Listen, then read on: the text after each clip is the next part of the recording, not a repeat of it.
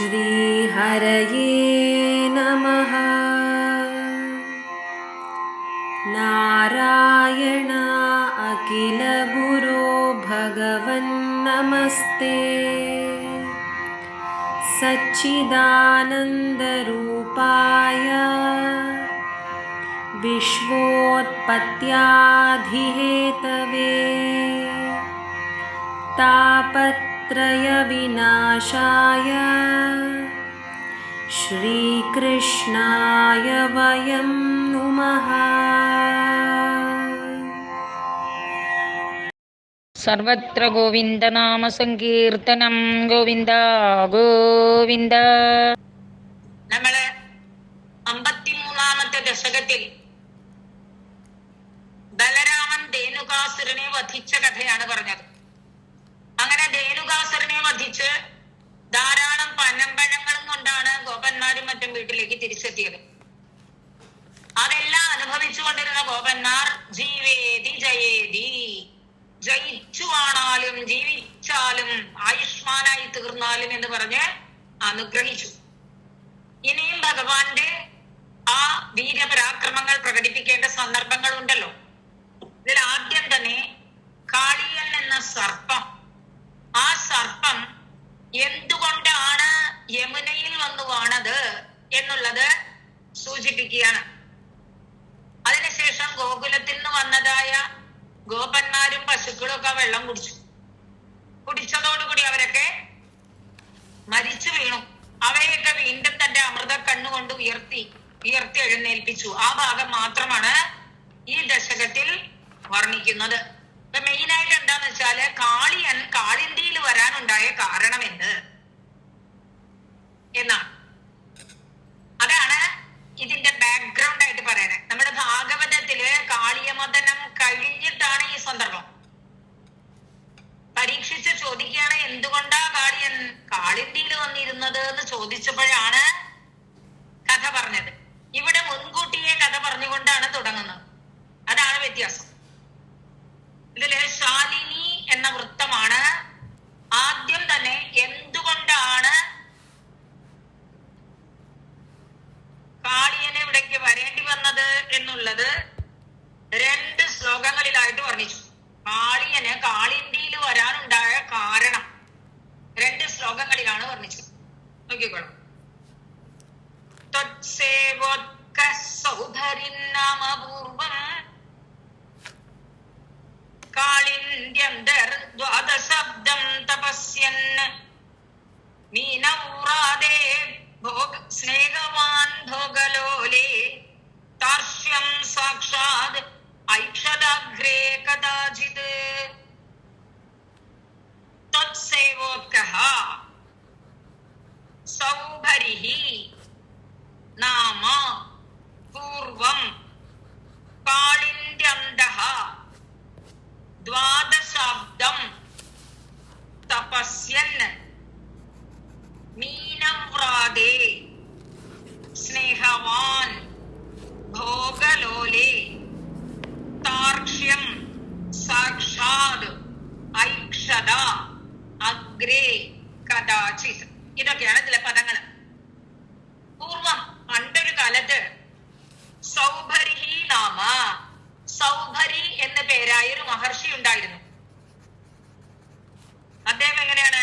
ത്വത്സേവോത്കഃ, അങ്ങയെ സേവിക്കണം എന്നുള്ളതിൽ താല്പര്യമുള്ളവനായിട്ട് ഭഗവാനെ സേവിക്കാൻ പറ്റിയ സ്ഥലം ഏതാന്ന് അന്വേഷിച്ച് നടക്കുകയായിരുന്നു സൗഭരി.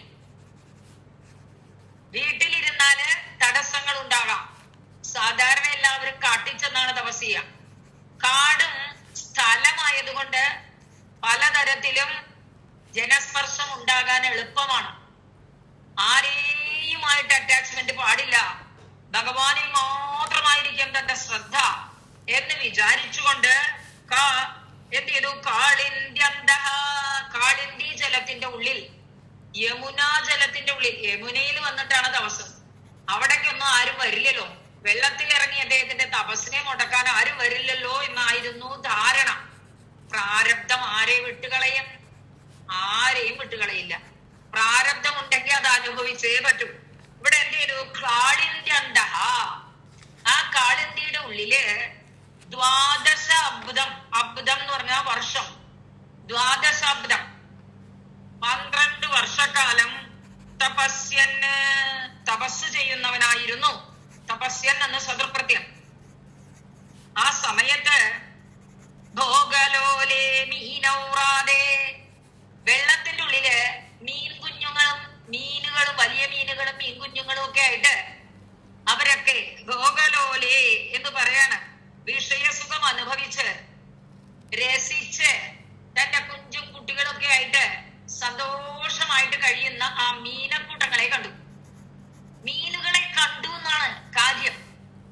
മീനുകളെ കണ്ടതോടുകൂടി മത്സ്യങ്ങളോട് സ്നേഹവാൻ, മത്സ്യങ്ങളോട് വല്ലാത്തൊരു അറ്റാച്ച്മെന്റ് വെച്ചു. മത്സ്യങ്ങളോട് എന്തിനോടും അറ്റാച്ച്മെന്റ് തോന്നുന്നത് ആപത്ത, പാശമാണ് അല്ലെ? ആശ പാശമാണ്. ആശ വെച്ചാൽ അത് പാശമായി മാറും. അത് പിന്നെ ആ കഥ ഇവിടെ പറയുന്നില്ല, എങ്കിലും നിങ്ങൾക്ക് ഇത് വായിച്ചപ്പോ ഇതിന്റെ കഥ, അതിന്റെ പിന്നിലുള്ളത് പറയണല്ലോ. ഈ സൗഭരി മാനുകളോട് വളരെ മീനുകളോട് വളരെ ഇഷ്ടം തോന്നിയവനായിട്ട് ആ മീനിന്റെ കുടുംബവും കൂട്ടായിട്ട് നടക്കണ കണ്ടപ്പോ തോന്നുന്നു, ഞാനും ഉണ്ടല്ലോ ഇങ്ങനെ എല്ലാം കളഞ്ഞ് ഈ നദിയിൽ വന്ന് തപസ് ചെയ്യുന്നത്, എനിക്കും ഇങ്ങനെ ഒരു കുടുംബമായാലോ എന്ന് തോന്നി. അത് തോന്നിപ്പിച്ചു വരെ പ്രാരബ്ധകർമ്മം. ഇവിടെ മീനിന്റെ രൂപത്തിലാണ് പ്രാരബ്ധകർമ്മം വന്നത്. അത് ഇതിലെ പറയണ്ട, എന്നാൽ ആ സന്ദർഭം ഒന്ന് ഓർമ്മിപ്പിക്കുകയാണ്. ഈ സൗഭര്യ നാമസ്കന്ധത്തിലേ വരുള്ളൂ അത്. ഈ സൗഭര്യ നേരെ അന്ന് മാന്ധാതാവ് എന്ന പേരായ പ്രസിദ്ധനായ ചക്രവർത്തിയാണ്. കൃതയുഗത്തിലാണെന്ന് ഓർക്കണം. ആ കൃതയുഗത്തിലെ മാന്ധാതാവ് രാജ്യം ഭരിച്ചിരുന്ന കാല. അദ്ദേഹത്തിന്റെ പുത്രനാണ് മുച്ചുകുന്ദൻ. അതൊക്കെ വരാൻ പോണു നമുക്ക് കഥ. ആ മുച്ചുകുന്ദൻ 50 സഹോദരിമാരുണ്ടായിരുന്നു എന്നാണ്. ഈ സൗകര്യം ചെയ്തു മീനും കുടുംബമൊക്കെ ആയിട്ട് അളങ്ങുമ്പോ തനിക്കും ഒരു കുടുംബമൊക്കെ വേണമെന്ന് തോന്നി. നേരെ രാജാവിന്റെ അടുത്ത് വന്നു. അന്ന് കന്യകയെ ചോദിച്ചാൽ കൊടുക്കണം എന്നാണ് നിയമം. രാജാവിന്റെ അടുത്ത് വന്ന് പറഞ്ഞു, എനിക്ക് അങ്ങക്ക് 50 പുത്രിമാരില്ലേ, ഒരു പുത്രി എനിക്ക് കല്യാണം കഴിച്ചു തരുമോ എന്നാണ് ചോദിച്ചത്. ഈ 12 കൊല്ലം വെള്ളത്തിൽ തപസ് ചെയ്തിരുന്ന ആളാ. ആകെ താടിയും തലയും വളർന്ന് കണ്ട ഒരു വിരൂപൻ. ഇത് കണ്ടപ്പോ രാജാവിന് ഒരു തമാശ തോന്നി. രാജാവ് പറഞ്ഞു, എന്റെ അന്തപുരത്തിൽ ചെന്നോളൂ, 50 പുത്രിമാരുണ്ട്, ആരാ നിങ്ങളുടെ കൂടെ വരണെച്ച അവരെ സ്വീകരിച്ചോളാൻ. അപ്പൊ യോഗ്യ തപസ് ചെയ്ത ശക്തിയുള്ളവനാണല്ലോ, തപശക്തി ഉള്ളവനാണല്ലോ, തന്നെ പരിഹസിക്കുകയാണെന്ന് മനസ്സിലായി. ഉടനെ തന്നെ ബഹുസുന്ദര വേഷം ധരിച്ച് അന്തപുരത്തിലേക്ക് ചെന്നു. എന്നിട്ട് ചോദിച്ചു, നിങ്ങളിൽ ആരാണ് എന്നെ കല്യാണം കഴിക്കാൻ പോകുന്നത് എന്ന് ചോദിച്ചു. ചുരുക്കത്തിന് സഹോദരിമാർ തമ്മിൽ കലഹമായി. എനിക്ക് യോജിച്ചവനാണെന്ന് പറഞ്ഞുകൊണ്ട് എല്ലാവരും കൂടെ വഴക്ക്. അവസാനം 50 എണ്ണത്തിനെയും വിവാഹം ചെയ്യേണ്ട ഗതികേട്. 50 പേരെയും വിവാഹം ചെയ്തു അത്ര ഈ സൗകര്യ മഹർഷി എന്നാണ്. എന്തിനാ ഇത് പറയണ കേട്ടാ, മനസ്സാണ് ബന്ധനത്തിന് കാരണമായി തീരുന്നത്. മനസ്സ് സുഖഭോഗങ്ങളിലേക്ക് വന്നാൽ അത് നമ്മൾ ബന്ധനത്തിൽ പെടുത്തും. ഇവിടെ ചെറിയ ബന്ധനമല്ല ഉണ്ടായത് സൗകര്യക്ക്. 50 പേരുടെ പതിയാകേണ്ട ഗൗരവം അത് വന്നു ചേർന്നു. എന്തൊരു പ്രാരബ്ധം നോക്കൂ, എത്ര ബുദ്ധിമുട്ടിണ്ടാവും. അങ്ങനെ ജീവിക്കേണ്ടി വന്നു എന്നാണ് ആ കഥ ഇവിടെ സൂചിപ്പിക്കുന്നില്ല. മീനവ്രാതങ്ങളോട് സ്നേഹമുള്ളവനായി തീർന്നു. ആ മീനുകളോട് പ്രത്യേക പ്രതിപത്തി. അങ്ങനെ ഇരിക്കുമ്പോൾ കഥാചിത് ഒരു ദിവസം അഗ്രേ മുൻപിൽ താർക്ഷ്യം എന്ന് പറഞ്ഞാല് ഗരുഡൻ. ആ ഗരുഡനെ സാക്ഷാത് ഐക്ഷത മുമ്പിൽ കണ്ടു. അതായത് പറയണ ഒരു ദിവസം സൗഭരി വെള്ളത്തിൽ തപസ് ചെയ്തുകൊണ്ടിരിക്കുമ്പോൾ, കാട്ടിലും നാട്ടിലും പറ്റില്ലെന്ന് പറഞ്ഞാണ് വെള്ളത്തിൽ തപസ് ചെയ്തുകൊണ്ടിരുന്നത്.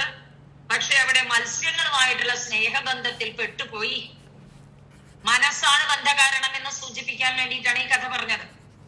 അങ്ങനെ മത്സ്യങ്ങളോട് പ്രത്യേക പ്രതിപത്തിയുള്ള സമയത്താണ് ഈ മത്സ്യങ്ങളെ കൊത്തി വിഴുങ്ങാനായിട്ട് അവിടെ ഗരുഡൻ എത്തിച്ചേർന്നത്. ആ കാലത്താണ് ഗരുഡൻ പറക്കുന്നതായിട്ട് നേരിട്ട് കണ്ടത്. ഗരുഡൻ നട്ടിട്ട് പറക്കുക, താപ്പ് നോക്കി മത്സ്യം പൊന്തുമ്പോ കൊണ്ടുപോകാൻ. ഇത് കാത്തു നിൽക്കുന്നത് കണ്ടുവാര് സൗഭരി മഹർഷി എന്ന് പറയാണ്.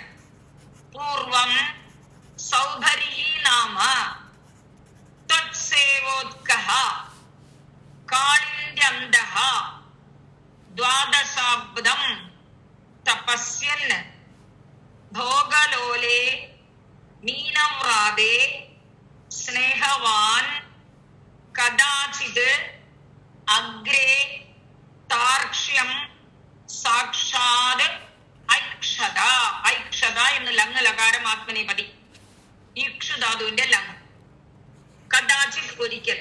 എവിടെ കണ്ടു? അഗ്രേ, തന്റെ മുൻപില് വട്ടമിട്ട് പറക്കുകയാണ് ഈ താർഷ്യൻ. താർഷ്യൻ എന്ന് വെച്ചാൽ ഗരുഡൻ, തൃക്ഷന്റെ പുത്രൻ താർഷ്യൻ എന്ന്. അങ്ങനെ താർഷ്യൻ അവിടെ കിടന്ന് കറങ്ങുന്നത് കണ്ടു. മീനക്കൂട്ടത്തിനോട് കുറച്ച് സ്നേഹവാനായിരുന്നു, സ്നേഹം നടിച്ചുകൊണ്ടിരുന്നു. ആ മീനുകളോട് വല്ലാത്തൊരു താല്പര്യം. ഇടയ്ക്കിടയ്ക്ക് അവരുടെ കളികളൊക്കെ നോക്കിയിരിക്കും ഈ സൗകരി. അങ്ങനെ ഇരിക്കുമ്പോഴാണ് മീനിനെ കൊത്തി വിഴുങ്ങാനായിട്ട് ഗരുഡൻ അവിടെ വന്നത് കണ്ടത്. കണ്ട് സൗധരി എന്ന മഹർഷി ഭഗവത് സേവയിൽ തന്നെ തൽപരനായി കാളിന്തി നദിയുടെ ഉള്ളിൽ 12 വർഷം തപസ് ചെയ്തു കഴിച്ചുകൂട്ടി. അതിന്റെ ഫലമായി ചുറ്റും വിഷയസുഖം അനുഭവിച്ച് സന്തോഷമായിരുന്ന ആ മീൻകൂട്ടങ്ങളോട് സ്നേഹബന്ധം വയ്ക്കാനിടയായി. അങ്ങനെ ഇരിക്കുമ്പോഴാണ് തന്റെ കൺമുമ്പിൽ ഗരുഡൻ പറക്കുന്നതായിട്ട് കണ്ടത്.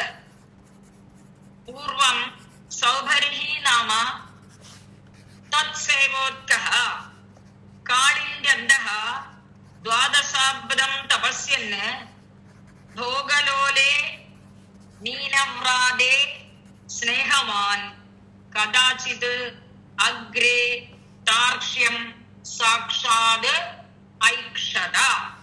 അങ്ങനെ കണ്ടു ഒരു ദിവസം. കണ്ട് നീ ഗുരുവായൂരപ്പനോട് പറയാണ്, ആ താർഷ്യൻ ആരാ ഭഗവാനെ? അങ്ങയുടെ വാഹനമല്ലേ എന്ന് പറഞ്ഞുകൊണ്ടാണ് തുടങ്ങുന്നത്. തദ്വാഹം തം സക്ഷുതം തൃക്ഷസൂനും മീനം കഞ്ചിത് ജക്ഷതം ലക്ഷയൻ സഹ തപ്തശ്ചിത്തേ സപ്തവാനത്ര ചേത്വം ജന്തൂൻ ഭോക്ത ജീവിതം ച വിമോക്ത. ഗുരുവായൂരപ്പ, തവ വാഹം, അങ്ങയുടെ വാഹനം, ത്വദ്വാഹം, അങ്ങയുടേതായ വാഹനമായ തം തൃക്ഷസൂനും, ആ തൃക്ഷപുത്രനായ താർക്ഷ്യനെ ഗരുഡനെ സക്ഷുതം, വന്നതെങ്ങനെയാ? വിശന്ന് പൊരിഞ്ഞിട്ടാ വന്നിരിക്കുന്നത്. ഏതെങ്കിലും മീന് കിട്ടിയാ തിന്നാം എന്നുള്ള മാതിരി വന്നിരിക്കുന്ന സക്ഷുതം. സാന്ന് വെച്ച വിത്ത്, ക്ഷുതാന്ന് വെച്ച വിശപ്പ്. ക്ഷുതയാ സഹവർത്തരേരി സക്ഷുതം, സുതയോട് കൂടിയവൻ വിശന്ന് പൊരിഞ്ഞുകൊണ്ട് വന്നു. വന്നിട്ട് മിണ്ടാതിരുന്നില്ല. കഞ്ചിത് മീനം, ഒരു മീനിനെ ജക്ഷതം കൊത്തി അങ്ങോട്ട് തിന്നു. കൊത്തി തിന്നുന്നതായിട്ട് ഒക്കെ ജക്ഷൻ ജക്ഷന്തോ ജക്ഷന്തഃ ജക്ഷതം എന്ന് പറഞ്ഞു. ജക്ഷ ജക്ഷതോ ജക്ഷതഃ ജക്ഷതം, തിന്നുന്നതായിട്ട്. ലക്ഷയൻ കണ്ടു, തിന്നുന്നതാണ് കണ്ടത് ഈ സൗകരി. സഹ, അദ്ദേഹം എന്ത് ചെയ്തു? തപ്തശ്ചിത്തേ, ചിത്തേ തപ്ത, ചിത്തത്തില് വല്ലാത്ത താപം അനുഭവപ്പെട്ടു. ചിത്തത്തിൽ തപ്തനായിട്ട് ശബ്ദവാൻ ശപിച്ചു. അത്ര, ഇവിടെ ജന്തൂൻ ഭോക്ത, നീ ജന്തുക്കളെ ഇവിടെ വന്ന് തിന്നുമെങ്കിൽ ത്വം ജീവിതം ച വിമോക്ത, നിന്റെ ജീവിതം തന്നെ നഷ്ടപ്പെട്ടു പോയേക്കും. ഇതാണ് ശപിച്ചത്. ആദ്യം പദം പിരിച്ചില്ല കേട്ടോ. ത്വദ്വാഹം തം സക്ഷുധം തൃക്ഷസൂനും മീനം കഞ്ചിത് ജക്ഷതം ലക്ഷയൻ സഹ തപ്തഃ ചിത്തേ ശബ്ദവാൻ അത്ര ചേദ് ത്വം ജന്തൂൻ ഭോക്ത ജീവിതം ചാപി മോക്ത. ത്വദ്വാഹം തം തൃക്ഷസൂനം സക്ഷുതം കഞ്ചിത് മീനം ജക്ഷതം ലക്ഷയൻ സഹ. അങ്ങയുടെ വാഹനമായ ആ താർക്ഷ്യൻ വിശപ്പോടുകൂടി ഒരു മീനിനെ തിന്നുന്നത് കണ്ടതായ ആ സബരി ചിത്തേ തപ്തഃ, മനസ്സിൽ വല്ലാതെ വേദനിച്ചു. ഉടനെ ത്വം, അല്ലയോ താർഷ്യ, അതായത് ഗരുഡ, ത്വം നീ അത്ര ജന്തൂൻ ഭോക്ത, ഇവിടെ വന്ന് ജന്തുക്കളെ പിടിച്ചു ചേതുന്ന ജന്തൂൻ ഭോക്താചേത്, നീ ഇവിടെ വന്ന് ആ ജന്തുക്കളെ പിടിച്ചു തിന്നുന്ന പക്ഷം ജീവിതം ചാവിമോക്ത, ജീവനും നിന്റെ പോയി പോകും. ഇതി സപ്തവാൻ എന്ന് ശപിച്ചു. നീ ഇനി ഇവിടെ വന്ന് മത്സ്യങ്ങളെ തിന്നാൽ നിന്റെ ജീവിതം നശിച്ചു പോകും, നീ ചാവും എന്നാണ് ശപിച്ചത്. അപ്പൊ പിന്നെ പേടിയില്ലാവില്ലേ ആ കാളിന്തിയിലേക്ക് വരാൻ? കാളിന്തിയിലേക്ക് വന്നാല് തന്റെ ജീവൻ നഷ്ടപ്പെടും എന്ന് ആരാൽ ശപിക്കപ്പെട്ടു? സൗദരി മഹർഷിയാൽ ശപിക്കപ്പെട്ടു താർഷ്യൻ ഗരുഡൻ. ഇതിന് കാരണം എന്താ? സൗദരി മഹർഷിക്ക് കാളിന്തിയുടെ ഉള്ളിൽ സുഖഭോഗങ്ങൾ അനുഭവിച്ചു കഴിഞ്ഞ ആ മീനക്കൂട്ടങ്ങളോട് വളരെ സ്നേഹമുണ്ടായിരുന്നു. അങ്ങനെ ഇരിക്കുമ്പോഴാണ് തന്റെ മുമ്പിൽ ഒരു ഗരുഡൻ പിറക്കുന്നത് കണ്ട് ഗരുഡൻ വിശന്നവനായതുകൊണ്ട് ഒരു മീനിനെ കൊത്തിയെടുത്ത് ഭക്ഷിച്ചു. ഇതും കൂടി കണ്ടപ്പോൾ സഹിക്കാൻ കഴിഞ്ഞില്ല സൗദരിക്ക്, സ്നേഹബന്ധം കൊണ്ട്. മീനുകളുടെ സ്നേഹബന്ധമാണ് ഇതിന് കാരണം. അതുകൊണ്ട് അദ്ദേഹം എന്ത് പറഞ്ഞു? നീ ഇവിടെ വന്ന് ഇനിയും ഈ ഏതെങ്കിലും ജന്തുവിനെ തിന്നാൽ അന്ന് നിന്റെ മരണമായിരിക്കും എന്ന് ശപിച്ചു. ജീവിതം ചാവി മോക്ത, നിന്റെ ജീവിതം നിന്നെ വിട്ടു പോയേക്കും, മോചിതമായേക്കും എന്നാണ് ശപിച്ചത്. അപ്പൊ അന്നേം വരുമ്പോ വീണ്ടും പറയാം. ത്വദ്വാഹം, ത്വദ്വാഹം എന്ന് പറഞ്ഞ ഗുരുവായൂരപ്പ അങ്ങയുടെ വാഹനമായ തം തൃക്ഷസൂതും സക്ഷുതം കഞ്ചിത് മീനം ജക്ഷതം ലക്ഷയന് സഹ ചിത്തേ തപ്തഃ ത്വം അത്ര ജന്തൂൻ ഭോക്താ ചേത് ജീവിതം ചാഭിമോക്ത ഇതി ശബ്ദവാൻ. കഥവത് പ്രത്യയമാണ്, ശപിച്ചു എന്ന്. മറ്റേ തപ്തഹ കഥ പ്രത്യയം, ചിത്തത്തിൽ തപിക്കപ്പെട്ടവനായിട്ട് സപ്തവാൻ ശപിച്ചു. ആരെയാണ് ശപിച്ചത്? താർക്ഷ്യം. തൃക്ഷസൂനും ഗരുഡം, ഗരുഡനെയാണ് ശപിച്ചത്. എന്താണ് ശപിച്ചത്? അത്ര ജന്തൂൻ ഭോക്താച്ചേ, ഇവിടെ വന്ന് ജന്തുക്കളെ നീ ഭക്ഷിക്കുന്ന പക്ഷം ജീവിതം ചാവിമോക്ത, നിന്റെ ജീവൻ നിനക്ക് നഷ്ടപ്പെട്ടേക്കും. ഇതാണ് ശാപം. തദ്വാഹം തം തൃക്ഷസൂനും സക്ഷുതം കഞ്ചിത് മീനം ജക്ഷതം ലക്ഷയന് സഹ ചിത്തേ തപ്തഃ ത്വമത്ര ജന്തൂൻ ഭോക്താ ചേത് ജീവിതം ചാഭിമോക്ത ഇതി ശബ്ദവാൻ. ഇതിങ്ങനെ ശപിച്ചു. ഈ സമയത്ത് ഇതിന് കാരണമുണ്ട്. ഇങ്ങനെ ഒരു ശാപം കൊടുത്തിട്ടുണ്ട് ഒരു ഭാഗത്ത്. എന്റെ കാളിന്തിയില് ഗരുഡൻ വരാനും പാടില്ല, അവിടെ മത്സ്യങ്ങളെ തിന്നാനും പാടില്ല. മത്സ്യങ്ങളെ കൊത്തിയാൽ ഉടനെ ഗരുഡന്റെ ജീവൻ പോകും കാളിന്തിയിൽ വന്നാൽ എന്നാണ് പറഞ്ഞത്. ഇവിടെ കാളിയൻ വേറൊരിടത്തിലാണ്. ആ കാളിയൻ എന്ത് ചെയ്തു?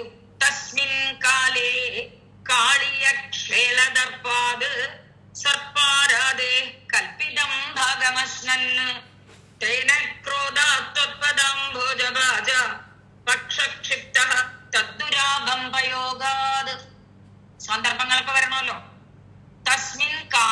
തസ്മിൻ കാലേ കാളിയഃ ക്ഷേളദർപ്പാത് സർപ്പാരാദേഹി കൽപ്പിതം ഭാഗം അശ്നൻ തേന ക്രോധാത് തത്പദാംഭോജഭാജ പക്ഷക്ഷിപ്തഃ തദ്ദുരാപം പയഃ അഗാത്. തസ്മിൻ കാലേ, ഈ സന്ദർഭത്തിൽ മറ്റൊരു സംഭവം ഉണ്ടായി എന്ന് പറയാണ്. തസ്മിൻ കാലേ, ആ കാലത്ത് കാളിയ, കാളിയൻ എന്ന പേരായ ഒരു സർപ്പം അതെന്ത് ചെയ്തു? ക്ഷേളദർപ്പാത്, ക്ഷേളം ക്ഷേടം ഗരം എന്നൊക്കെ പറഞ്ഞാല് വിഷം നടത്തും. ക്ഷേളദർപ്പാത് തന്റെ വിഷവീര്യം അത് നന്നായി കൂടുതൽ ഉള്ളത് കൊണ്ട് അഹങ്കരിച്ചിരിക്കുകയായിരുന്നു. താൻ നല്ല വിഷമുള്ളവനാണ് എന്നുള്ള ഒരു പത്രാസ് ഈ കാളിയന്. അതെന്ത് ചെയ്തു? സർപ്പാരാദിഹി, സർപ്പം എന്ന് പറഞ്ഞാൽ സർപ്പം തന്നെ. അരാദി ശത്രുവാണ്. സർപ്പാരാദേഹി, സർപ്പശത്രു ശത്രുവിന്റെ, സർപ്പത്തെ കൊത്തി തിന്നുന്നവനാണ് ഗരുഡൻ. അതുകൊണ്ട് സർപ്പാരാധിയാണ്, സർപ്പത്തിന്റെ ശത്രുവാണ്. അങ്ങനെ സർപ്പാരാധേഹേ, ആ ഗരുഡന് കൽപ്പിതം, ഗരുഡന് എന്ന് പറഞ്ഞ് നീക്കി വെച്ചിട്ടുണ്ടായിരുന്ന ഒരു ഭക്ഷണമുണ്ട്. ആ കൽപ്പിതം ഭാഗം നിശ്ചയിച്ചിരുന്ന വീതത്തിനെ അശ്നൻ ഭക്ഷിച്ചു. കാളിയന് അഹങ്കാരം. അങ്ങനെ അങ്ങടെ ഗരുഡന് എന്ന് പറഞ്ഞ നീക്കി വെച്ച ആഹാരത്തെ ഈ കാളിയൻ അങ്ങോട്ട് കഴിച്ചു. കഴിച്ചപ്പോഴ് ദേഷ്യം വന്നു ഗരുഡന്. ഗരുഡൻ എന്ത് ചെയ്തു? ത്വത്പാദാംഭോജഭാജ. ഗരുഡൻ എങ്ങനെയുള്ളവനാണ്? ത്വത്പാദാംഭോജഭാജൻ, വാക്കാണ്, അങ്ങയുടെ പാദത്തെ ആശ്രയിക്കുന്നവനാ. അതിന്റെ തൃതീയ ഭാജ, ഭാജൗ ഭാജഃ, ഭാജം ഭാജൗ ഭാജഃ, ഭാജ ത്വത്പാദാംഭോജഭാജ. അങ്ങയുടെ പാദാരവിന്ദത്തെ ആശ്രയിക്കുന്നവനായ ഗരുഡനാൽ. ഗരുഡനാൽ എന്ത് ചെയ്തു? തേനാന്ന് വെച്ചാൽ ആ ഗരുഡനാൽ, അവനാൽ, ഭഗവാന്റെ പാദാരവിന്ദത്തെ ആശ്രയിച്ചിരിക്കുന്ന അവനാൽ എന്ന് പറഞ്ഞാൽ ഇവിടെ ഗരുഡനാൽ. ക്രോധാത്, ക്രോധം കൊണ്ട് തനിക്ക് വെച്ചിരിക്കുന്ന ഭക്ഷണം തിന്നവനാണല്ലോ എന്നുള്ള ക്രോധം. ആ ക്രോധാത് പക്ഷക്ഷിപ്ത, പക്ഷാഭ്യാം ക്ഷിപ്ത, തന്റെ ചിറക് ഗരുത്മാനാണ്, വലിയ ചിറകുള്ളവനാണ് ഗരുഡൻ. ആ ഗരുഡന്റെ ചിറകിന്റെ വെയിറ്റ് കാരണമാണ് അത് ആകാശത്തിൽ എത്ര വേണമെങ്കിൽ ഉയരയ്ക്കും പറന്നു പോകും. അതിന് അത്രയും പവർഫുൾ ആണ്. ആ ഗരുത്ത് കൊണ്ട്, തന്റെ പക്ഷാഭ്യാം, തന്റെ രണ്ട് ചിറകുകളെ കൊണ്ടും ക്ഷിപ്ത, അടിച്ചു ഓടിച്ചു, എറിഞ്ഞു, അടിച്ചോടിച്ചു, ചിറകൊണ്ട് തല്ലി തല്ലി തല്ലി ഈ പാമ്പിനെ ഓടിച്ചു. എവിടെ ചെന്നാലും ഉണ്ട് ഗരുഡൻ. ഗരുഡനിന്ന് രക്ഷപ്പെടാൻ പറ്റില്ല എന്ന് കണ്ടു. അപ്പോഴാണ് ഓർമ്മ വന്നത്, എല്ലാത്തിനും ഒരു കാര്യകാരണം വേണമല്ലോ. ആ സൗബരി ശപിച്ചിരിക്കുകയാണ്, കാളിന്തിയിൽ വന്നാല് ഗരുഡന്റെ തല പൊട്ടിത്തെറിച്ചു പോകും എന്ന് പറഞ്ഞിട്ടുണ്ട്, അല്ലെ, ഗരുഡൻ മരിച്ചു പോകും എന്ന് പറഞ്ഞിട്ടുണ്ട്. അതുകൊണ്ട് തദ്ദുരാപം, ആ ഗരുഡന് ശാപം മൂലം പ്രാപിക്കാൻ കഴിയാത്തതായ പയഹ, ജലത്തെ, ഇവിടെ കാളിന്തിയിലെ ജലത്തില് അഗാധ വന്നു ചേർന്നു. കാളിന്തിയിൽ വന്ന് അഭയമെടുത്തു ആര്? കാളിയൻ. കാരണം കാളിയനെ ചിറക് കൊണ്ട് തുരത്തുകയാണ് ചെയ്തത് ഗരുഡൻ. അതിനെന്താ കാരണം ഉണ്ടായത്? ഗരുഡന് വെച്ചിരിക്കുന്ന ആ ഭക്ഷണത്തിനെ, ബീജത്തിനെ കാളിയൻ ഭക്ഷിച്ചു. അതുകൊണ്ടുണ്ടായ കോപം ചിറകൊണ്ട് തട്ടി തട്ടി തട്ടി ഓടിച്ചു. എവിടെ ചെന്നാലും രക്ഷയില്ല. അപ്പോഴാണ് കേട്ടത് സൗബരി ശപിച്ചിട്ടുണ്ട്, കാളിന്തിയിൽ വരാൻ പാടില്ലെന്ന്. അതുകൊണ്ട് തദ്ദുരാപം, ആ ഗരുഡന് പ്രാപിക്കാൻ കഴിയാത്തതായ കാളിന്തി ജലത്തിൽ അഭയം പ്രാപിച്ചു, അഗാധ പോയി ചേർന്നു. അങ്ങനെയാണ് കാളിയൻ കാളിന്തിയിൽ താമസിക്കാൻ കാരണമായത്. അപ്പൊ അതിനു വേണ്ടിയിട്ട് ആദ്യത്തെ 2 ശ്ലോകം പറഞ്ഞിട്ട് മൂന്നാമത്തെ സന്ദർഭവും പറഞ്ഞ് കാളിയൻ എന്തുകൊണ്ട് കാളിന്തിയിൽ വന്നു എന്നുള്ളതിനെ സൂചിപ്പിച്ചു.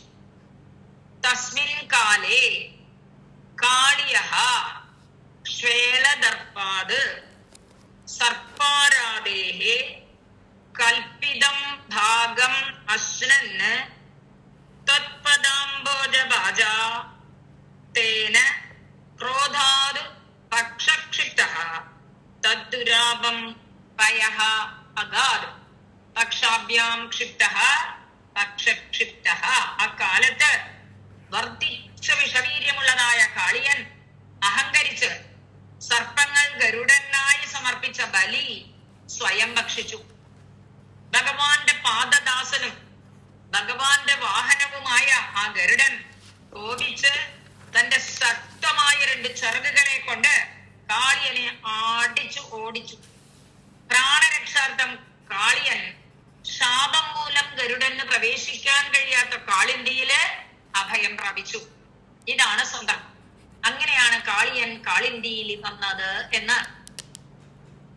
തസ്മിൻ കാലേ കാളിയഃ ശ്വേലദർപ്പാത് സർപ്പാരാദേഹേ കൽപ്പിതം ഭാഗം അശ്നൻ, അതായത് സർപ്പങ്ങള് ഗരുഡന് കൊടുക്കാം എന്ന് പറഞ്ഞ് എടുത്തു വെച്ചത്. സർപ്പങ്ങൾ പറഞ്ഞു ഊഴമായിട്ട് ഞങ്ങൾ തന്നോളാം അങ്ങക്ക് എന്ന്. നമുക്ക് ജീമൂതവാഹനന്റെ കഥ നമ്മൾ കേട്ടിട്ടുണ്ട്.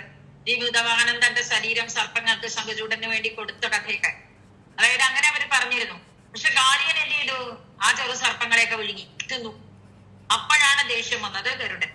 അപ്പൊ ത്വത്പദാംബോജഭാജ തേന ക്രോധാത് പക്ഷക്ഷിപ്തഃ തദ്ദുരാപം പയഃ അഗാത് തസ്മിൻ കാലേ കാളിയക്ഷേളദർപ്പാത് സർപ്പാരാദേഹേ കൽപ്പിതം ഭാഗമശ്നൻ തേന ക്രോധാത് തത്പദാംബോജഭാജ പക്ഷക്ഷിപ്തസ്തദ്ദുരാപം പയോഗാത്.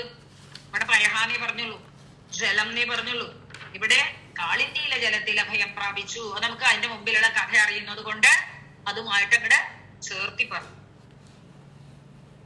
ഇനി എന്താണ് നമ്മളുടെ ജീവിതം? എപ്പോഴും പരോപകാരത്തിനുള്ളതാകണം, അല്ലേ? പരോപകാര പുണ്യായ പാപായ പരപീഡനം. ഇതാണ് ഏത് പുരാണങ്ങളും ഏത് മഹാഭാരതവും മഹാഭാഗവതവും ഒക്കെ നമ്മളെ പഠിപ്പിക്കുന്ന ഒരു തത്വമാണ്. പരോപകാരം പുണ്യത്തിനാണ്, പരോപദ്രവം പാപത്തിനാണ്. നമ്മുടെ ജീവിതം കൊണ്ട് പരോപകാരം മാത്രമേ ചെയ്യാൻ പാടുള്ളൂ. ഈ കാളിയൻ എന്ത് ചെയ്തു?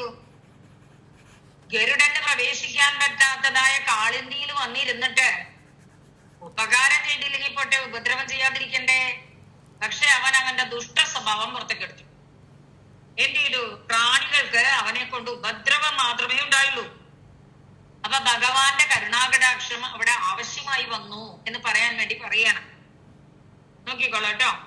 ഘോരേ തസ്മിൻ സൂരജാനീരവാസേ തീരേ വൃക്ഷാഃ വിക്ഷദാക്ഷേളവേഗാത് പക്ഷിവ്രാതാഃ പേതുരഭ്രേ പതന്തഃ കാരുണ്യാർദ്രം ത്വന്മനസ്തേന ജാതം. ഘോരേ തസ്മിന് സൂരജാനീരവാസേ തീരേ വൃക്ഷാഃ വിക്ഷതാഃ ക്ഷേളവേഗാത് പക്ഷിവ്രാതാഃ പേതുഃ അഭ്രേ പതന്തഃ കാരുണ്യാർദ്രം ത്വന്മനഃ തേന ജാതം.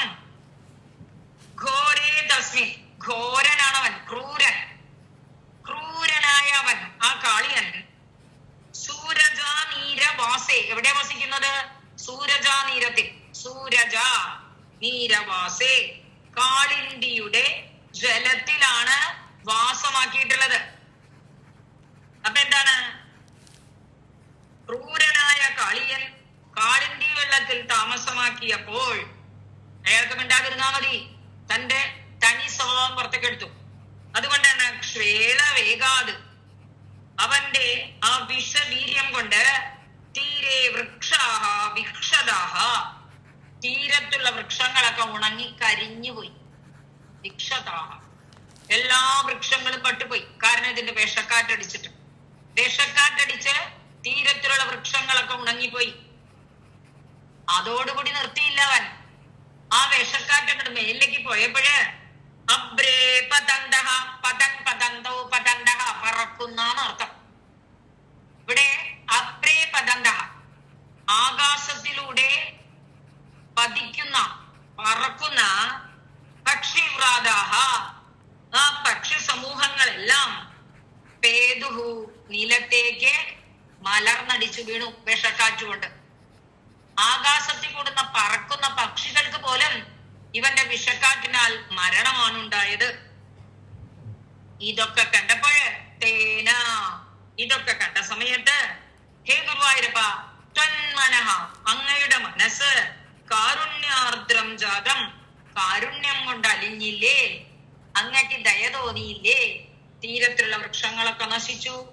മാത്രമല്ല ആകാശത്തിൽ കൂടുന്ന പറക്കുന്ന പക്ഷികൾ പോലും തിരുതിരാന്ന് നിലത്ത് വീണു തുടങ്ങി. ആ സമയത്ത് അങ്ങയുടെ മനസ്സിന് വല്ലാതെ കഷ്ടം തോന്നിയല്ലോ എന്ന്. അതായത് കാളിയൻ പാർത്തിരുന്ന ആ കയം വലിയ ജലാശയമല്ലേ, ആ ജലാശയത്തിന്റെ മുകളിൽ മീതെ പറക്കുന്ന പക്ഷികൾ പോലും പറക്കാൻ കഴിയാതെ പതിച്ചു. പിന്നെ ആരും ആ വഴിക്ക് പറക്കാണ്ടായി. പ്രാണികൾ പോലും ഇല്ലാതായിന്ന്. അത്രയ്ക്കും ശക്തമായിരുന്നു അത്രേ കാളിയന്റെ വിഷജ്വാല എന്ന് പറയാണ്. അതായത് പ്രാണിവർഗങ്ങൾക്ക് സഹായമാകേണ്ടവൻ യമുനാ നദി. എന്താണ്? പ്രാണിവർഗത്തിന് മുഴുവൻ സഹായകമാണ് യമുനാ നദി.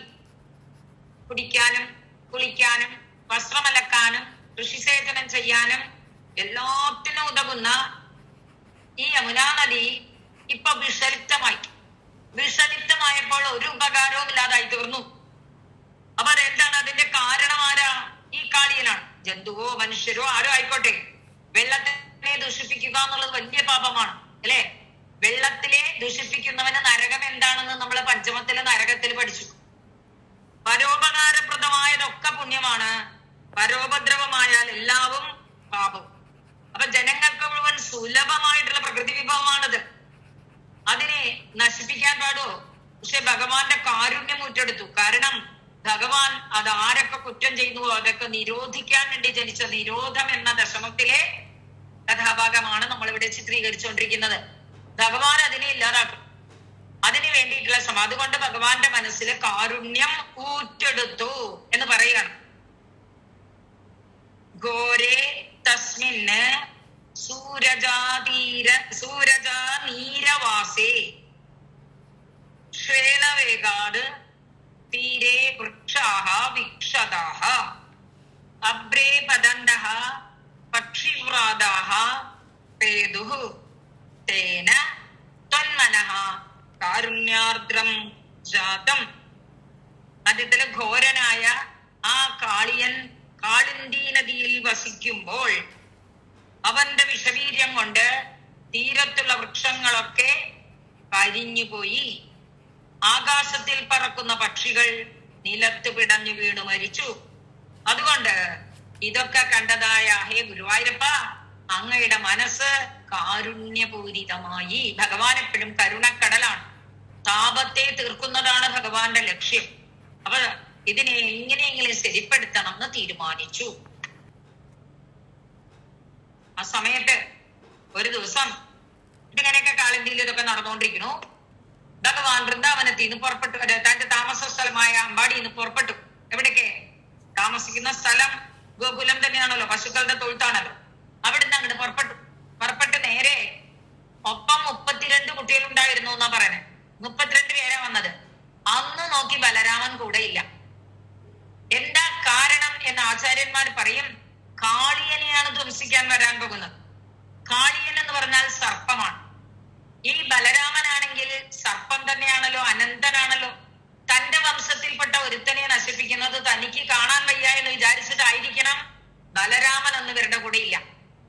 നോക്കിക്കൊള്ളട്ടോ. കാലേ തസ്മിന് ഏകദാ സീരപാണിം മുക്ത്വാ യാതേ യാമുനം കാനനാന്തം ത്വയ്യുദ്ധാമ ഗ്രീഷ്മ ഭീഷ്മോഷ്മദത്ത ഗോഗോപാലാഭ്യപിബൻ ക്ഷേളതോയം.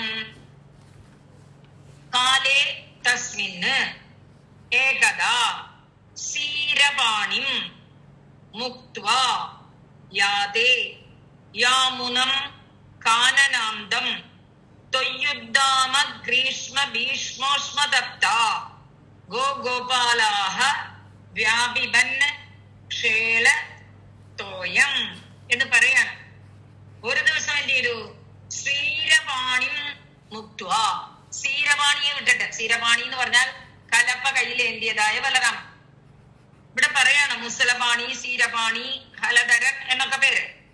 തസ്മിൻ കാലേ, ആ സമയത്ത്, ഏകദാ ഒരിക്കൽ, ത്വയി അങ്ങ്, സീരപാണി മുക്ത്വ ബലരാമനെ ഒഴിച്ച്, ബലരാമനെ കൂട്ടാതെ, യാമുനം കാനനാന്തം യാതേ യമുനാതീരത്തിലുള്ള കാട്ടിലേക്ക് പോയപ്പോൾ, സതീസപ്തമിയായിട്ട് പറഞ്ഞു, ഏ ഗുരുവായൂരപ്പ, അങ്ങൊരിക്കൽ ബലരാമനെ കൂടാതെ 32 കൂട്ടുകാരുണ്ടായിരുന്നു എന്നാണ്. ആ കൂട്ടുകാരോടൊപ്പം യമുനാതീരത്തിലുള്ള കാട്ടിലേക്ക് പോയപ്പോൾ ഇവിടെ എന്ത് ചെയ്തു? ഉദ്ദാമ ഗ്രീഷ്മ ഭീഷ്മോഷ്മദത്താഹ. ഉദ്ദാമം എന്ന് പറഞ്ഞാൽ ഭയങ്കര ശക്തിയേറിയത്. ഉദ്ദാമമായ ഗ്രീഷ്മം വേനല്, കൊടും ചൂട്. അത് ഭീഷ്മ ഊഷ്മ, ഭയങ്കര ചൂട്. നല്ല വേനൽക്കാലം, ഭീഷ്മമായ ഊഷ്മ, നല്ല ചൂട്, ഭയങ്കര ചൂട്. അതുകൊണ്ട് തപ്താഹ, ആ ദാഹിച്ച് വല്ലാതെ തപിക്കാൻ തുടങ്ങിയതായ അവര് ആര്? ഗോപാലാഹ, ഗോക്കളും ഗോപാലന്മാരും പശുക്കളും ഗോപാലന്മാരും ഒക്കെ നല്ല വേനൽക്കാലത്ത് ചുട്ട ചൂടുകൊണ്ട് ദാഹിച്ചു പൊരിഞ്ഞവരായി തീർന്നു. അവരെന്ത് ചെയ്തു? യമുനയിൽ ഇറങ്ങി വെള്ളം വാരി വാരി കുടിച്ചു. ക്ഷേളതോയമാണെന്ന് അവരറിഞ്ഞില്ല. ആ വെള്ളത്തിലെ കാളിയന്റെ സർപ്പത്തിന്റെ വിഷം കലർന്നത് അവരറിഞ്ഞില്ല. അതുകൊണ്ട് ഇത് ക്ഷേളതോയം, ആ ജലം അങ്ങോട്ട് എടുത്ത് വ്യാപിവൻ മതിവരോളം കുടിച്ചു. തൃപ്തിയായിട്ട് വെള്ളം കുടിച്ചു. നല്ല ചൂട്, സുഖമായിട്ട് കാളിയനിൽ നിന്ന് ഇറങ്ങി, അല്ല യമുനയിൽ നിന്ന് ഇറങ്ങി ആ കാളിന്തിയിലെ ജലം വാരി വാരി കുടിച്ചു. അത് കാളിയന്റെ സർപ്പത്തിന്റെ വിഷം കലർന്നതാണെന്ന് അവർ അറിഞ്ഞില്ല. പക്ഷെ വിഷം കലർന്ന വെള്ളമായിരുന്നു അത്. ക്ഷേളതോയം, വിഷജലത്തിനെയാണ് അവര് മുഴുവൻ പാനം ചെയ്തത്. ആരൊക്കെ പാനം ചെയ്തു? ഗോപാലാഹ, ഗോക്കളും ഗോപാലന്മാരും കുടിച്ചു, പശുക്കളും ഇടയക്കുട്ടികളും കുടിച്ചു. തസ്മിൻ കാലേ ഏകദാ ത്വയി സീരപാണിം മുക്ത്വാ യാമുനം കാനനാന്തം യാതേ ഉദ്ദാമ ഗ്രീഷ്മ ഭീഷ്മോഷ്മ തപ്താഹ ഗോപാലാഹ ശ്വേളതോയം വ്യാപിബൻ. അക്കാലത്തൊരിക്കൽ അങ്ങ് ബലരാമനെ കൂടാതെ യമുനാതീരത്തിലുള്ള കാട്ടിൽ സഞ്ചരിക്കുമ്പോൾ ശക്തിയേറിയ വേനലിന്റെ ഭയങ്കരമായ ചൂടുകൊണ്ട് തപിച്ചു ദാഹിച്ചവരായ ആ പശുക്കളും ഇടയ കുട്ടികളും വിഷം കലർന്ന കാളിന്തിയിലെ ജലത്തിനെ മതിവരോളം കുടിച്ചു, നല്ലോണം അങ്ങോട്ട് കുടിച്ചു. തസ്മിൻ കാലേ ഏകദാ ത്വയി സീരപാണിം മുക്ത്വാ യാമുനം കാനനാന്തം യാതേ. ഇവിടെ സരിസപ്തമിയാണ്. ഉദ്ദാമ ഗ്രീഷ്മ ഭീഷ്മോഷ്മ തപ്താഹ, ഉദ്ദാമമായ വേനൽക്കാലം, ശക്തിയേറിയ വേനൽ, അതുകൊണ്ട് ഭീഷ്മ ഊഷ്മ, ഭയങ്കര ചൂട്, അതുകൊണ്ട് തപ്താഹ, അതുകൊണ്ട് ദാഹിച്ചു വലഞ്ഞവരായിട്ട് ഗോപാലാഹ, ആ ഇടയന്മാരും പശുക്കുട്ടികളുമെല്ലാം, പശുക്കളും ഇടയന്മാരുമെല്ലാം ക്ഷേളതോയം, ആ വിഷജലത്തിനെ വ്യാപിബൻ കുടിച്ചു. വിഷം കഴിച്ചാ പിന്നെ എങ്ങനെയാ മരിച്ചു പോയില്ല. അവിടെ അതാണ് സംഭവിച്ചത്. അവരെ യമുനാ നദിയിലെ വെള്ളം കുടിച്ച കുട്ടികളൊക്കെ, ആ പശുക്കളൊക്കെ അപ്പ തന്നെ മരിച്ചു വീണു. നശ്യജീവാൻ വിച്യുതാൻ ക്ഷ്മാതലേതാൻ വിശ്വാൻ പശ്യന്നച്യുതത്വം ദയാർദ്രഃ പ്രാപ്യോപന്തം ജീവയാമാസി ദദ്രാത് പീയൂഷാംബോ വർഷിഭിഃ ശ്രീകടാക്ഷൈഃ. കാരുണ്യമൂർത്തിയായ ഭഗവാൻ ഇവിടെ നശ്യത് ജീവാൻ, നശ്യത് ജീവാൻ, നശിച്ചിരിക്കുന്ന ജീവന്മാരോടുകൂടി, താൻ വിശ്വാൻ, അവരെല്ലാവരും തന്നെ, ക്ഷ്മാതലേ ഭൂമിതലത്തിൽ, അപ്പൊ നശ്യത് ജീവാൻ വിച്യുതാൻ ക്ഷ്മാതലേ താൻ വിശ്വാൻ പശ്യൻ അച്യുത ത്വം ദയാർദ്രഃ പ്രാപ്യ ഉപാന്തം ജീവയാമാസിഥ ദ്രാഗ് പീയൂഷാംഭോ വർഷിഭിഃ ശ്രീകടാക്ഷൈഃ. ഹേ അച്യുതാന്ന് സംബോധന ചെയ്യാൻ. നാശമില്ലാത്ത ഭഗവാനാണല്ലോ കൂടെയുള്ളത്. ഹേ ഗുരുവായൂരപ്പ, അങ്ങ് നശ്യജീവാൻ, ജീവനില്ലാതെ, താൻ വിശ്വാൻ, ആ ജനങ്ങൾ മുഴുവൻ, അല്ലെങ്കിൽ ആ പശുക്കുട്ടികളും പശുക്കളും ഇടയച്ചക്കന്മാരും എല്ലാം ക്ഷ്മാതലെ ഭൂമിതലത്തിൽ വിച്യുതാൻ പശ്യൻ വീഴുന്നവരായിട്ട് കണ്ടിട്ട് ദയാർദ്രഃ കാരുണ്യം കൊണ്ട് ആർദ്രമായ മനസ്സോടുകൂടിയ അങ്ങ് ഉപാന്തം പ്രാപ്യ അടുത്തേക്ക് വർഷിഭിഹി ശ്രീകടാക്ഷൈഹി പീയൂഷം അമൃത് പീയൂഷാംബോ വർഷിഭി അമൃത ജലധാരയൊഴുകുന്ന തരത്തിലുള്ള ശ്രീകടാക്ഷൈഹി അങ്ങയുടെ നോട്ടം അല്ലെ അങ്ങയുടെ തിരുമനസ്സില് കടാക്ഷം എങ്ങനെയുള്ളതാണ്? അമൃതം ഒഴുകുന്ന തരത്തിൽ. ആ കടാക്ഷങ്ങളെ കൊണ്ട് ദ്രാക് പെട്ടെന്ന് തന്നെ ക്ഷണനേരം കൊണ്ട് ജീവയാമാസിധ ജീവിപ്പിച്ചു. കേട്ടോ, ജീവയതി എന്ന പത്താങ്കണം. അപ്പൊ അതിന്റെ ലിട്ടാക്കണമെങ്കിൽ ആസാചകാര എന്നൊക്കെ ഉപയോഗിക്കണം. ബബുവ ഒക്കെ ആവും. ജീവയാം ബബുവ എന്ന് പറയാം, ജീവയാമാസ എന്ന് പറയാം, ജീവയാൻ ചകാര പറയാം. ഇതിന്റെ ത്വമാണ്, അതുകൊണ്ട് മധ്യമപുരുഷൻ എടുത്തു. ജീവയാമാസിധ അങ്ങ് ജീവിപ്പിച്ചു. ക്ഷണനേരത്തിൽ അങ്ങ് മരിച്ചു കിടക്കുന്നവരെയൊക്കെ അങ്ങയുടെ അമൃത കടാക്ഷത്താൽ പുനർജീവിപ്പിച്ചു. ഭൂമിതലത്തിൽ എല്ലാം പ്രാണൻ പോയി കിടക്കുന്ന കണ്ട് കാരുണ്യം കൊണ്ടതായ അങ്ങയുടെ കരുണാവർഷി അമൃതവർഷിയായ കടാക്ഷങ്ങളെ കൊണ്ട് അവരെയൊക്കെ പുനരുജ്ജീവിപ്പിച്ചു. ഹേ അച്യുത ത്വം നശ്യജീവാൻ താൻ വിശ്വാൻ. വിശ്വാൻ എന്ന് പറഞ്ഞാൽ അവിടെ എല്ലാത്തിനെയും അർത്ഥം. ക്ഷ്മാതലേ വിച്യുതാൻ പശ്യൻ ഭൂമിതലത്തിൽ കിടക്കുന്നത് കണ്ട് ദയാർദ്രഹ ഉപാന്തം പ്രാപ്യ പീയൂഷാംബോ വർഷിഭിഹി ശ്രീകടാക്ഷൈഹി ദ്രാഗ് ജീവയാമാസിധ. അങ്ങ് വേഗം വന്ന് അമൃത കണ്ണുകൊണ്ടവരെയൊക്കെ പുനരുജ്ജീവിപ്പിച്ചു. ആ സമയത്ത് കുട്ടികളൊക്കെ എഴുന്നേറ്റു. ഉറങ്ങി എഴുന്നേൽക്കണത് പോലെ എല്ലാവരും അങ്ങോട്ട് എഴുന്നേറ്റു എന്ന് പറയാണ്. ആ ഇടയ കുട്ടികൾ എഴുന്നേറ്റ് അത്ഭുതത്തോടു കൂടി നോക്കി നിൽക്കണത്. കിം കിം ജാതോ ഹർഷവർഷാതിരേകഃ സർവാംഗേഷ്വിത്യുത്ഥിതാ ഗോപസംഘാഃ ദൃഷ്ട്വാഗ്രേ ത്വാം ത്വത്കൃതം തദ്വിദന്തഃ ത്വാമാലിംഗൻ ദൃഷ്ടനാനാ പ്രഭാവാഃ. കിം കിം ജാതഃ ഹർഷവർഷാതിരേകഃ സർവാംഗേഷു ഇതി ഉത്ഥിതാഃ ഗോപസംഘാഃ ദൃഷ്ട്വാ അഗ്രേ ത്വാം ത്വത്കൃതം തദ് വിദന്തഃ ത്വാം ആലിംഗൻ ദൃഷ്ട നാനാ പ്രഭാവാഃ. ഈ ഗോപസംഘങ്ങളൊക്കെ എന്ത് ചെയ്തു? ഗോപസംഘാഃ ഗോപസംഘങ്ങള് കിം കിം ഇതെന്താണ് സർവാംഗേഷു മേലാകെ ഹർഷവർഷാതിരേക സന്തോഷം കൊണ്ട് കുളിർപ്പിക്കുന്ന ഒരു പരമാനന്ദം ഇതി ജാതഃ ഉണ്ടായി.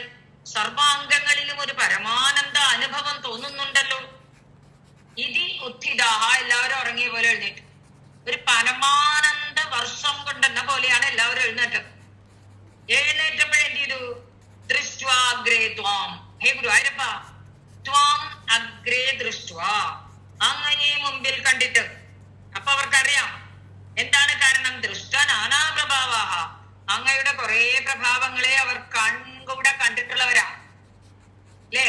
ആ ഇടയ കുട്ടികളെ ഭഗനെ കൊന്നതും അഘാസുരനെ കൊന്നതും അതുപോലെ തന്നെ ആ കൊറ്റിയെ വത്സാസുരനെ കൊന്നതൊക്കെ കണ്ണോട് കണ്ടവരാണ് ഇവര്. അതുകൊണ്ട് തന്നെ ദൃഷ്ട നാനാ പ്രഭാവാഹ അങ്ങ് പല അത്ഭുതങ്ങളും ചെയ്തിവർ കണ്ണുകൊണ്ട് കണ്ടതാണല്ലോ.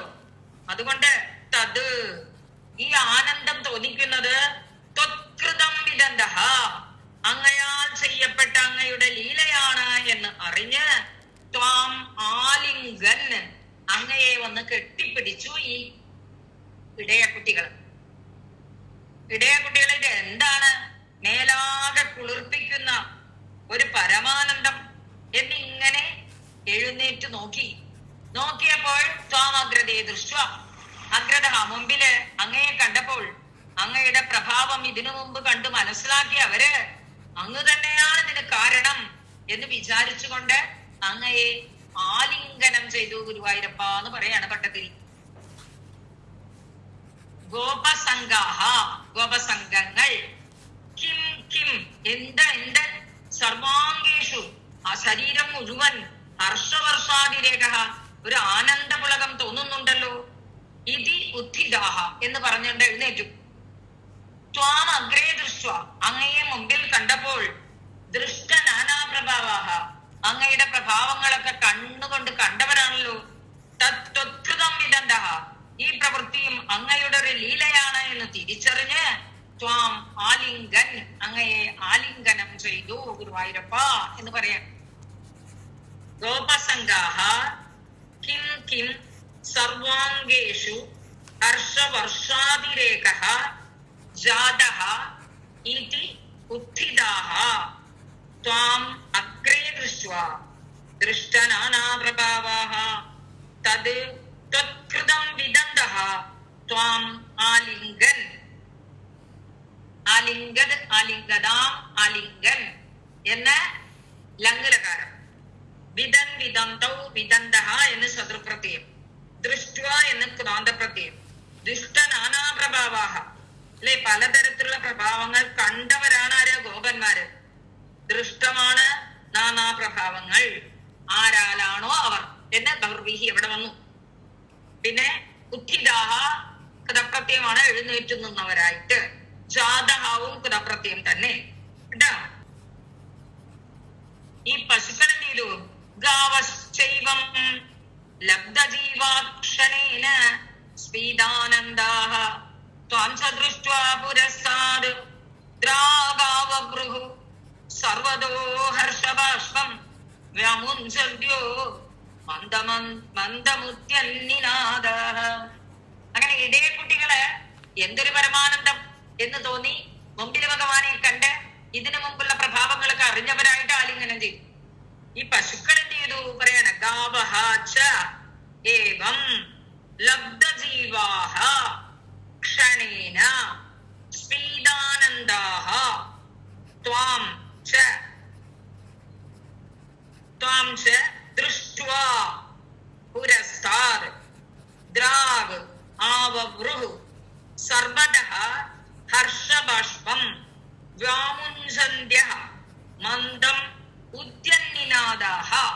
ഇതാണ് പദങ്ങൾ.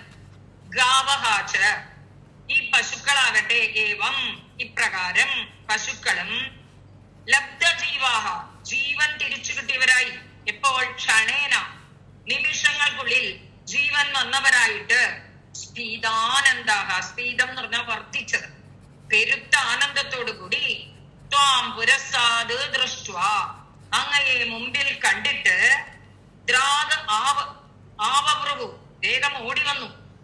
എങ്ങനെയാ ഓടി വന്നത്? സർവദഃ ആവവൃഹു, 4 ഭാഗത്തു നിന്നും ഓടിക്കൂടിയത്രേ. എങ്ങനെ? ഹർഷബാഷ്പം വ്യാമുഞ്ചന്ത്യഃ, സന്തോഷത്തിന്റെ ബാഷ്പം ഒഴുക്കിക്കൊണ്ട്, മന്ദം ഉദ്യന്നിനാദഃ, പതുക്കെ പതുക്കെ ഒച്ച എടുത്തുകൊണ്ട്. ആ പശുക്കളും സന്തോഷം അനുഭവിച്ചു, അവരും ആനന്ദക്കണ്ണീര് പൊഴിച്ചുകൊണ്ട് പതുക്കെ പതുക്കെ ശബ്ദിച്ചുകൊണ്ട് അങ്ങയുടെ ചുറ്റും ഓടിക്കോടി നിന്നു. അവർക്ക് പോലും ഭഗവാന്റെ ആ അമൃത കടാക്ഷത്തിന്റെ അനുഭവം ലഭിച്ചു എന്ന് പറയണം. അവരും അനുഭവം കൊണ്ടു.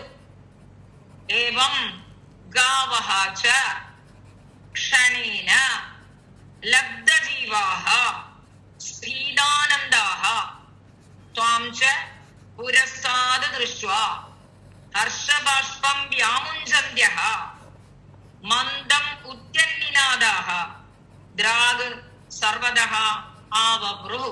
ഗാവഹ പശുക്കൾ സ്ത്രീലിംഗമായിട്ട് പ്രയോഗിച്ചു. ക്ഷണേന ലബ്ധജീവാഹ, കണ്ടോ? ലബ്ധമായ ജീവൻ ആർക്കാണോ അവർ ലബ്ധജീവാഹ.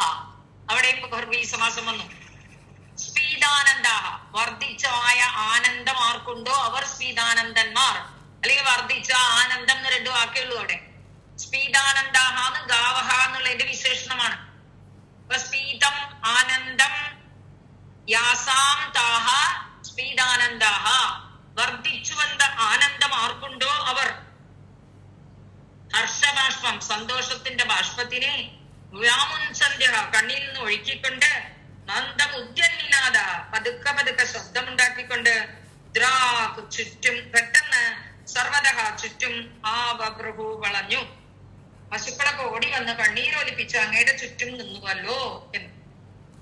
ഏവം ഗാവഹ ച ക്ഷണേന ലബ്ധജീവാഹ സ്ഫീഡാനന്ദാഹ ച ത്വാം പുരസ്താദ് ദൃഷ്ട്വാ ഹർഷബാഷ്പം വ്യാമുഞ്ചന്ത്യഃ. എന്നിട്ട് ഇവരൊക്കെ മനസ്സിൽ വിചാരിക്കട്ടെ. ഇവരൊക്കെ ഓടി വന്നു കഴിഞ്ഞിട്ട് അവരെ അനുഭവിക്കുകയാണ് അല്ലെ. ജീവനോടുകൂടി വന്നപ്പോ സമയത്ത് ശബ്ദമുണ്ടാക്കിക്കൊണ്ടൊക്കെ അവിടെ വന്നു. അവർക്കുണ്ടായ അനുഭൂതി എന്താണെന്ന് അവർക്ക് പറയാൻ സാധിച്ചില്ല. ഭഗവാന്റെ കടാക്ഷമാണ് തന്നിൽ പതിച്ചിട്ടുള്ളത്. അങ്ങനെ വീണ്ടും ഉയർത്തെഴുന്നേറ്റവരാണ്. വിഷം കഴിച്ചു മരിച്ചവരാണ്, വീണ്ടും ഉയർത്തെഴുന്നേറ്റവരാണ്. അപ്പൊ അവരുടെ നോക്കിക്കൊള്ളോട്ടോ. രോമാഞ്ചോയം സർവതോ നശരീരേ ഭൂയസ്യന്തഃ കാചിദാനന്ദമൂർച്ഛ ആശ്ചര്യോയം ക്ഷ്വേളവേഗോ മുകുന്ദേത്യുക്തോ ഗോപൈഃ നന്ദിതോ വന്ദിതോ. കൃഷ്ണ പക്ഷേ ഇതിനൊന്നും പ്രതികരിച്ചില്ല. എന്താ പറഞ്ഞു നോക്കൂ. രോമാഞ്ചഃ അയം സർവതഃ നഃ ശരീരേ ശരീരേ എന്ന് പറഞ്ഞു. എന്നിട്ട് പറയണ ഈ ഒരു ആശ്ചര്യം ഞങ്ങളുടെ ശരീരത്തിൽ മുഴുവനും ഉണ്ടായിക്കൊണ്ടിരിക്കുന്നു. അതെങ്ങനെ? ഭൂയസി അന്തഃ കാചിത് ആനന്ദമൂർച്ഛ ആശ്ചര്യ അയം ശ്വേലവേഗ മുകുന്ദ ഈതി ഉക്തഃ ഗോപൈഃ നന്ദിതഃ വന്ദിതഃ അഭൂഃ. ഇതൊക്കെയാണ് പദം. എന്താ പറഞ്ഞത്? ഹേ മുകുന്ദ എന്നാണ് വിളിച്ചത്. മോക്ഷദായകനായ ഭഗവാനെ, നഹാ ശരീരേ ഞങ്ങളുടെ ശരീരത്തില് സർപ്പതഃ ഫുള്ളായിട്ടും അയം രോമാഞ്ചം, ഒരു കോരിത്തരിപ്പ്, ഒരു രോമാഞ്ചം. ഞങ്ങളുടെ ശരീരമാകെ പുളകം കൊണ്ടിരിക്കുന്നു. അന്തഃ ഉള്ളിലോ ഭൂയസീ കാചിത് ആനന്ദമൂർച്ഛ. ഭൂയസി എന്ന് പറഞ്ഞാൽ വല്ലാത്തൊരു വലിയതായ ഒരു ആനന്ദമൂർച്ഛ, ഒരു പരമാനന്ദം അനുഭവപ്പെടുന്നു. ശരീരമാകെ രോമകഞ്ചുകിതമാകുന്നു. മനസ്സ് പരമാനന്ദത്തിൽ പൂർണ്ണമായി നിൽക്കുന്നു. അയം ക്ഷേളവേഗ ആശ്ചര്യ. ഓ, പറഞ്ഞത് എന്താണെന്നറിയോ അവര്? ഈ വിഷത്തിന്റെ ശക്തി ഭയങ്കരം കിട്ടുമെന്ന്. ക്ഷേളവേഗ, ഈ വിഷത്തിന്റെ ശക്തി ആശ്ചര്യമായിരിക്കുന്നു. കാരണം ഞങ്ങളുടെ ഉള്ളില് ഒരു വല്ലാത്തൊരു ആനന്ദാനുഭൂതി തോന്നുന്നു. ഞങ്ങളുടെ ശരീരം രോമകഞ്ചുകിതമാകുന്നു. ഈ വിഷം ഇത്തിരി കേമം തന്നെയാണ് എന്ന്, ഇതിന്റെ ശക്തി അത്ഭുതം തന്നെയാണ്. ഇത് ഗോപൈഹി ഉക്തഃ എന്ന് ഗോപന്മാര് പറഞ്ഞപ്പോ ഒരു ഭാവഭേദവുമില്ല, നിർവികാരനായിട്ട് നിൽക്കുകയാണ് ഭഗവാൻ. ഇത് ഗോപൈഹി ഉക്തഃ, ഇപ്രകാരം ഗോപന്മാർ പറഞ്ഞപ്പോൾ നന്ദിത എല്ലാവരും അഭിനന്ദിക്കുകയും വന്ദിത വന്ദിക്കപ്പെടുകയും ചെയ്തു എന്ന്. ഇടയ കുട്ടികൾക്ക് അവരുടെ അനുഭൂതി പറയാൻ സാധിക്കാതെ അവർ വിഷമിക്കുകയാണ്. ഈ വിഷത്തിന്റെ ശക്തി ഭയങ്കരം. എന്താ വിഷത്തിന്റെ എല്ലാ കാര്യം കുട്ടികൾക്കറിയാം. കുട്ടികൾ പറയാണ് ഈ വിഷത്തിന്റെ ശക്തി ഭയങ്കരം. അതുകൊണ്ട് തന്നെ ഞങ്ങൾക്ക് വീണ്ടും നൽകി ആനന്ദത്തെ അനുഭവിക്കാൻ തന്ന, രോമാഞ്ചം ഉണ്ടാക്കുന്ന തരത്തിലുള്ള അങ്ങയുടെ കൃപാകടാക്ഷം ഞങ്ങളിൽ പതിക്കാൻ കാരണമായത് ഈ വിഷശക്തിയാണല്ലോ.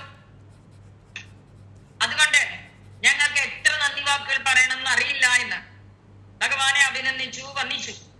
അത്ഭുത കർമ്മങ്ങൾ ചെയ്ത് അതിന് നന്ദി പറയുന്നത് കേൾക്കുമ്പോൾ കൃഷ്ണൻ ഇതിനൊന്നും മറുപടി പറഞ്ഞില്ല എന്നാണ്. കേട്ടിട്ട് കെട്ടാത്ത ഭാവത്തിൽ ഇരുന്നു, താനൊന്നും ചെയ്തതല്ല എന്ന നിസ്സംഗ ഭാവത്തിൽ ഇരുന്നു എന്ന്. അതാണ് പ്രതികരണം. അതുകൊണ്ട് പറഞ്ഞു ഈ വിഷം ഭയങ്കരാട്ടോ. ആ വിഷം കുടിച്ചത് കൊണ്ടല്ലേ അങ്ങയുടെ ദൃഷ്ടി പതിഞ്ഞത്, അതുകൊണ്ടല്ലേ ഞങ്ങൾക്ക് ഈ അനുഭൂതി ഉണ്ടായത് എന്ന് പറയാതെ പറഞ്ഞു ആര്? ഗോപന്മാര്.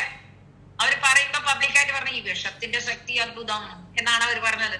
അതായത് ഈ വിഷത്തിന്റെ ശക്തി ഉള്ളത് കൊണ്ടാണ് അങ്ങയുടെ ദൃഷ്ടി ഞങ്ങളിൽ പതിച്ചത്, അതാണ് ഞങ്ങൾക്ക് പരമാനന്ദം ഉണ്ടാക്കാൻ കാരണമായത് എന്ന് പറഞ്ഞുകൊണ്ട് നന്ദിതഃ വന്ദിതഃ ഭൂഹു, അഭിനന്ദിക്കുകയും വന്ദിക്കുകയും ചെയ്തു അങ്ങയെ എന്ന്.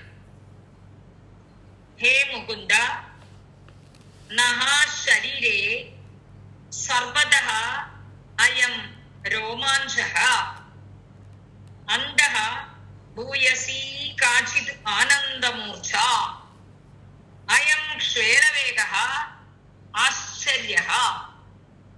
ഇതി ഗോപൈഹി ഉക്തഃ നന്ദിതഃ വന്ദിതഃ അബൂഹു. നന്ദിക്കപ്പെട്ടു, വന്ദിക്കപ്പെട്ടു, അഭിനന്ദിക്കപ്പെടുകയും വന്ദിക്കപ്പെടുകയും ചെയ്തു എന്നാണ്. അഭൂത ഭൂതാം അഭുവൻ എന്ന ലുങ്ലകാരം അതിന്റെ മധ്യമ പുരുഷനായിട്ട് അബൂഹു. വന്ദിതനും നന്ദിതനും കൃതപ്രത്യം കർമ്മണിയില് വന്ദിക്കപ്പെട്ടു, അഭിനന്ദിക്കപ്പെട്ടു എന്ന്. ഹേ മുകുന്ദ, നഹ ശരീരേ സർവതഃ അയം രോമാഞ്ചഃ അന്തഃ ഭൂയസി കാചിദാനന്ദമൂർച്ഛ അയം ക്ഷേളവേഗഃ ആശ്ചര്യഃ ഇതി ഗോപൈഃ ഉക്തഃ നന്ദിതഃ വന്ദിതഃ അഭൂഹു.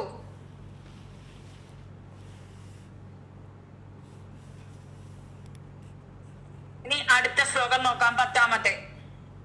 ഏവം ഭക്താൻ മുക്തജീവാനഭീത്വം മുഗ്ധാവാംഗൈഃ അസ്തരോഗാൻ തനോഷി താദൃഗ്ഭൂതസ്പീദകാരുണ്യഭൂമാ രോഗാത്വായ വായുഗേഹാധിവാസ. ഏവം ഭക്താൻ മുക്തജീവാൻ അഭി ത്വം മുഗ്ധാപാംഗൈഃ അസ്തരോഗാൻ തനോഷി താദൃഗ്ഭൂതഃ സ്പീദകാരുണ്യഭൂമാ രോഗാത് പായാഹ വായുഗേഹാധിവാസ.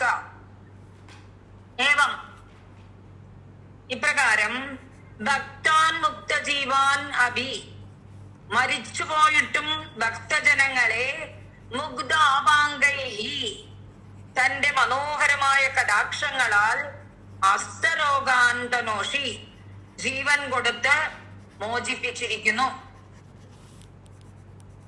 താദൃഗ്ഭൂതസ്മീതകാരുണ്യഭൂമ, അങ്ങനെയുള്ള വർദ്ധിച്ച കാരുണ്യം നിറഞ്ഞ അങ്ങ്, ഹേ വായുഗേഹാധിവാസ ഗുരുവായൂരപ്പ, മാം എന്നെ രോഗാതുപായഃ രോഗത്തിൽ നിന്നും രക്ഷിക്കണമേ. അതായത് മരിച്ചുപോയ ഭക്തജനങ്ങളെ പോലും മനോഹരമായ കടാക്ഷ വീക്ഷണങ്ങളെ കൊണ്ട് കടാക്ഷ വീക്ഷണങ്ങളെ കൊണ്ട് ജീവൻ കൊടുത്ത് മോചിപ്പിച്ചതാണല്ലോ അങ്ങ്. അങ്ങനെ കാരുണ്യം തികഞ്ഞതായ അങ്ങ് എന്നിലും നല്ല കടാക്ഷത്തെ പായിച്ച് രോഗങ്ങളിൽ നിന്നും നീക്കി രക്ഷിക്കണമേ എന്നാണ് പ്രാർത്ഥന.